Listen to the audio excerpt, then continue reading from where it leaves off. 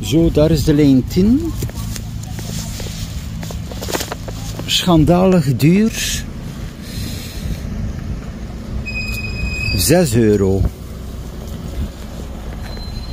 Dus ik kom net uit de lijnbus van 1,7. Goeiedag meneer.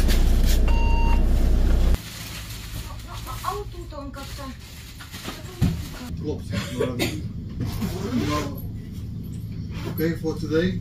Да, сегодня, да. Час назад. Ja, ik versta heel goed Oekraïens. Today, oké? В Украине, да. But tomorrow, you need to fix it. Давайте я транслейшн думаю. Voor vandaag, oké? Maar morgen moet het in orde zijn.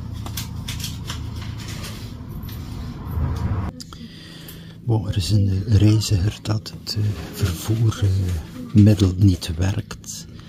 En er is geen communicatie natuurlijk, dus de chauffeur zegt zorg dat het morgen in orde is. Het probleem hier is, er zijn geen lijnkaarten. Kijk, ik heb hier mijn lijnkaart, 10 ritten, dat kun je dus overal kopen in Vlaanderen.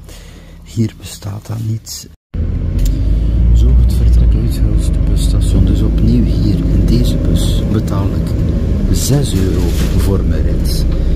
En met de lijn 1,7 euro gedurende een uur.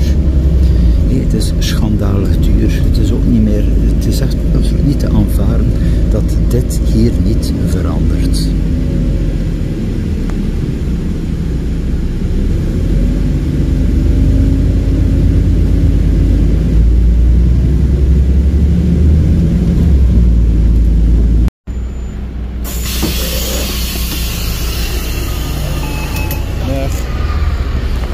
Zo, dat was nog even de Connexionbus. Het is schandalig duur.